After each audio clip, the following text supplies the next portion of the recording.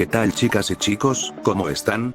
Sean bienvenidos a un nuevo video para el canal. En esta ocasión verán cómo modifico un BMW M3 con el motor LT5 y el turbo de diamante para hacerlo el más rápido del planeta con un tiempo de 6 segundos en el cuarto de milla y con más de 3600 caballos de fuerza. Probaré cuál es su velocidad máxima sin modificar nada del motor y una vez modificado, también verán la mejor configuración de marchas para ganar siempre en los torneos. Como ya saben, primero lo modificaré estéticamente, haré unas carreras con el motor y las piezas originales, y después lo mejoraré al máximo para que se queden hasta el final del video. Si les gustó el tuneo pueden suscribirse y dejar un buen like para más vídeos así. Sin nada más que decir, prepárense unas palomitas y los dejo con el video.